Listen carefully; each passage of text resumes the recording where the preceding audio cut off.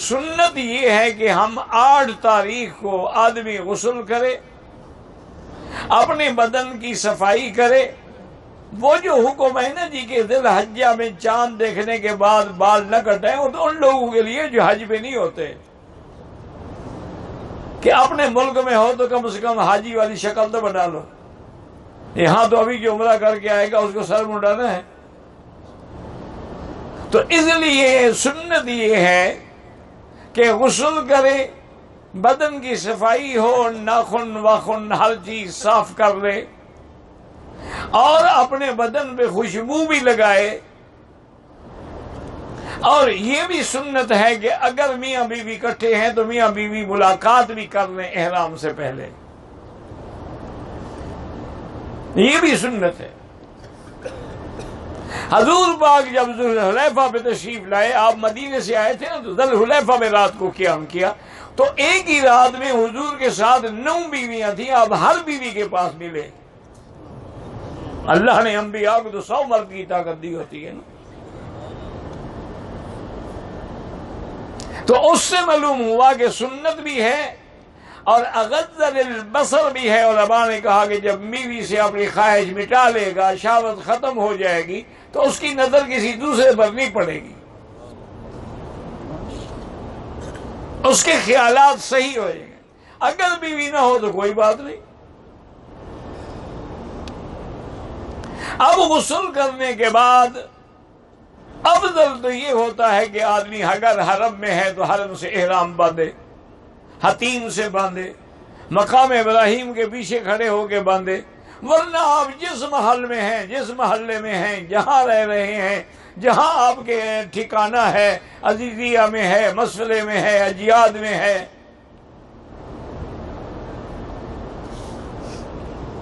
بطحہ قریش میں ہے، جہاں بھی ہے، وہی غسل کر کے 2 رکعت نماز پڑھیں سنت احرام۔ نیت کیا ہوگی؟ سنت احرام۔ پہلی رکعت میں سورۃ قل یا ایھا الکافرون، اور دوسری رکعت میں قل ھو اللہ احد۔ لیکن یہ نماز جب پڑھیں گے سر پہ کپڑا ڈال کے پڑھیں گے، کیونکہ ابھی تو آپ کا احرام شروع نہیں ہوا۔ احرام تو نیت کے بعد شروع ہوگا۔ جب نماز سے فارغ ہو جائیں تو اب آپ اپنا کپڑا اتار لیں۔ عورتیں بھی 2 رکعت نماز پڑھیں گی۔ سر پہ جو کپڑا باندھتی ہیں وہ اس لیے ہوتا ہے کہ بال نظر نہ آئے، وہ احرام نہیں ہوتا۔ اسی لیے ان کو ہر نماز کے لیے وہ کپڑا کھولنا پڑے گا، کھول کے مسح کریں گی۔ اگر کپڑے کے اوپر انہوں نے مسح کیا تو نہ وضو ہوگا نہ نماز ہوگی۔ ہماری بیٹیاں سمجھتی ہیں کہ او میرا رومال کھل گیا، میرا احرام کھل گیا، او میرا رومال گر گیا، میرا احرام گر گیا۔ بے وقوفی والی بات۔ عورت کے لیے احرام وہی ہے جو اس نے کپڑے پہنے ہوئے ہیں، صرف اتنا وہ احتیاط کرے کہ اس نے کپڑا باندھ لیا، اسی دوپٹے کو باندھ لیا، اور آگے اپنے جیسے گھونگھٹ نکالتے ہیں نا ایسے کپڑا کھینچ لے بس، تاکہ پردہ بھی رہے اور کپڑا چہرے کو بھی نہ لگے۔ اگر عورت ایام حیض میں ہے اور 8 ذی الحج آ گئی، اب غسل کرے گی، یہ نظافت کا غسل ہوگا، پاکی کا نہیں ہوگا، صفائی کا ہوگا۔ اور اس کے بعد نماز نہیں پڑھے گی لیکن نیت کرے گی اور لبیک بھی پڑھے گی۔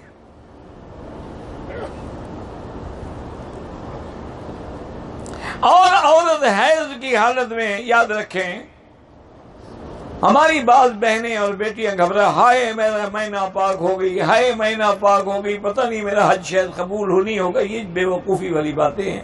بی بی عائشہ خود ناپاک ہو گئی، ایام حج میں بی بی عائشہ کو حیض آ گیا۔ اور میں تو یہی سمجھتا ہوں کہ اللہ کی حکمت ہے، اگر اللہ چاہتے تو حیض روک دیتے 2 ہفتے کے لیے، لیکن اگر بی بی عائشہ کو حیض نہ آتا تو مسئلہ کون سمجھاتا؟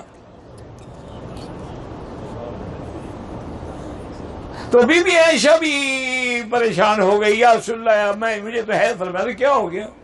افعلی کما یفعل الحاج، سب کچھ کرو جو حاجی کریں گے، صرف نماز اور طواف نہیں کرو گی۔ تو لہذا عورتیں بھی نیت کرنے کے بعد لبیک پڑھتی رہیں آہستہ آہستہ، مرد زور سے۔ اور عورت حیض میں مینا جا سکتی ہے، عرفات جا سکتی ہے، تسبیحات پڑھ سکتی ہے، سبحان اللہ، الحمدللہ، لا الہ الا اللہ، اللہ اکبر، اور عرفات میں دعائیں کر سکتی ہے، پھر مزدلفہ میں آ سکتی ہے، نماز نہیں پڑھے گی۔ 10 تاریخ کو آگے جمرۃ العقبہ پہ کنکری مار سکتی ہے، اس کی قربانی ہو سکتی ہے، بال کٹا سکتی ہے، یعنی سب کچھ کرے گی، صرف نماز اور طواف نہیں کرے گی۔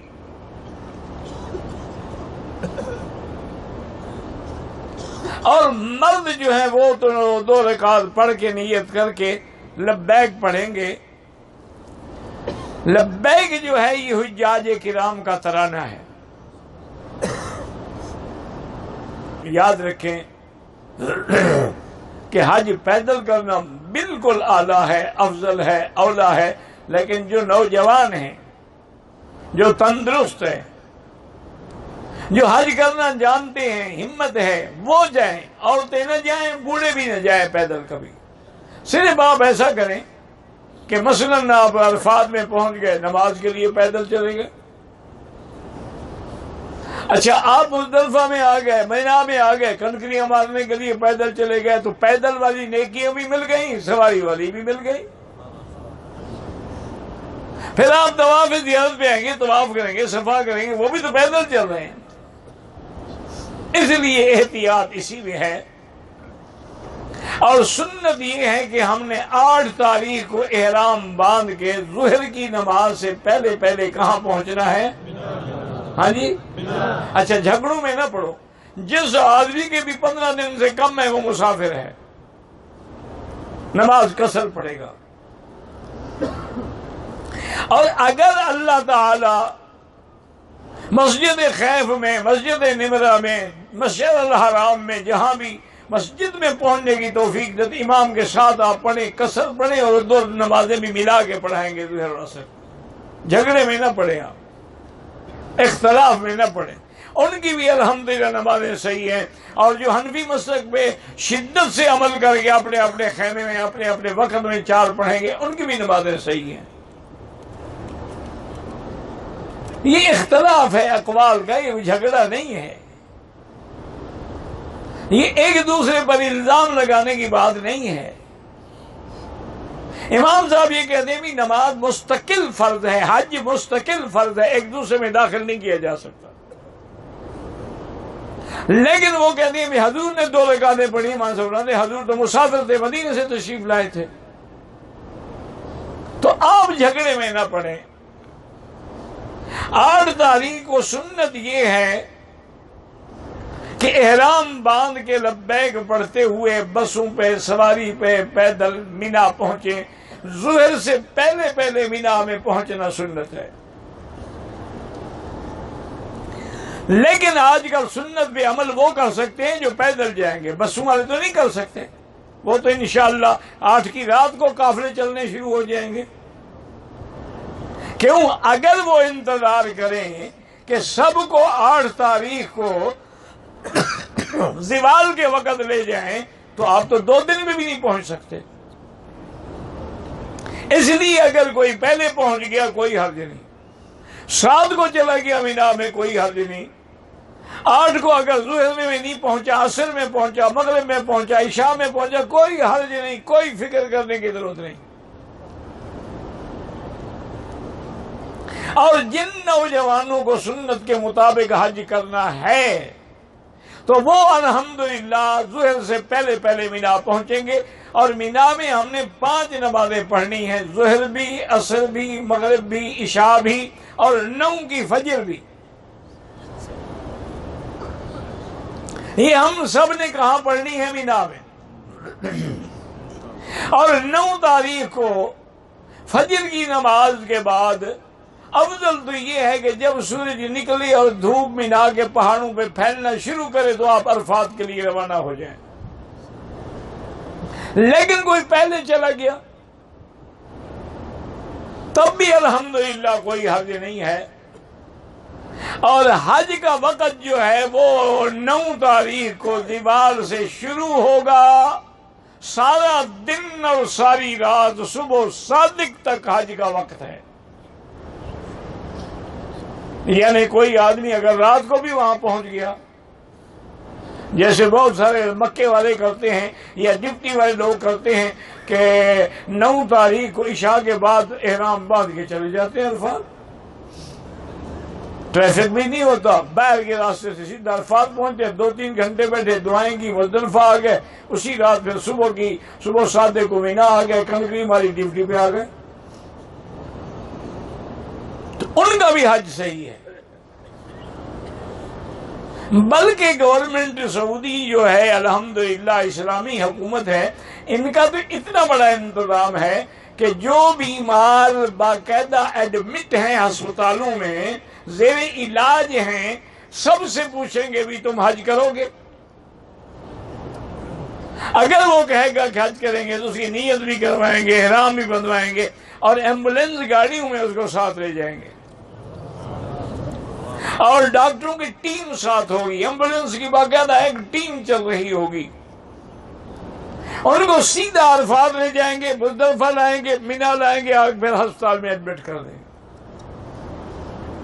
حج تاکہ، کیونکہ حج ہے عرفات کی حاضری کا نام. باقی تو انتظام ہو سکتا ہے، دم پڑے گی دم دے دے گا، لیکن عرفات نہ جائے تو حج ہی نہیں ہوگا نا. اب 9 تاریخ کو انشاءاللہ ہم نے کہاں جانا ہے؟ ہاں جی، دور سے کہو یاد ہی رہے. اچھا، ایک آدمی اگر 9 تاریخ کو احرام باندھ کے مکہ شریف میں بیٹھا رہے کہ چلو آج کعبہ شریف خالی ہے تو حج ہو جائے گا؟ ہاں جی، نہیں ہوگا. اچھا چلو مدینہ شریف چلا جائے، حضور کے روضے پہ بیٹھا رہے، پھر بھی نہیں ہوگا. آپ کا تو ماشاءاللہ پیروں کی مزار پہ حج ہو جاتا ہے. اور ہمارے بلوچ جو ہیں ذکری پاگل، ان کا تو کوہ مراد پہ ہو جاتا ہے بلوچستان میں. اب یہ یاد رکھیں کہ حج عرفات کا نام ہے، اور یہیں سے مسئلہ بھی سمجھ لیں کہ جب حضور عرفات میں تشریف لائے ہیں، کہاں سے آئے ہیں؟ اچھا، مدینے سے جب آئے عرفات میں، اب مدینے موجود ہیں یا نہیں ہیں؟ ہاں جی، کھل کے بات کرو بھائی. جب حج میں حضور آئے ہیں، اگر آپ مکے میں ہیں تو مینا میں ہیں تو مکے میں، عرفات میں ہیں تو مدینے میں نہیں ہے، پھر ہر جگہ حاضر ناظر کیسے ہوئے؟ آپ کے ہاں تو ہر جگہ حضور موجود ہے نا. لیکن اگر ہر جگہ موجود ہے تو پھر عرفات میں آنے کی تکلیف کرنے کی ضرورت ہی کیا تھی؟ اور یاد رکھیں کہ صحیح حدیث میں ہے، حضور نے فرمایا افضل ما انا قلت والنبیون قبلی، سب سے افضل دعا جو میں نے عرفات میں کی ہے اور تمام انبیاء نے کی ہے، وہ کون سی ہے؟ لا الہ الا اللہ وحدہ لا شریک لہ لہ الملک وَلَهُ الْحَمْدُ يُحْيِي وَيُمِيتُ وَهُوَ عَلَىٰ كُلِّ شَيْءٍ قَدِيرٌ. یہ سب سے زیادہ پڑھیں، درود شریف پڑھیں، سورۃ اخلاص پڑھیں، اور جو آپ کو یاد ہے وہ پڑھتے رہیں. اور کوشش یہ کریں کہ ظہر سے لے کر مغرب تک ہمارا وقت جو ہے وہ دعاؤں میں گزرے، ذکر میں گزرے، اللہ کی یاد میں گزرے، اللہ سے مانگنے میں گزرے. اور عرفات کے دن تمام عالم اسلام کے لیے دعائیں کریں.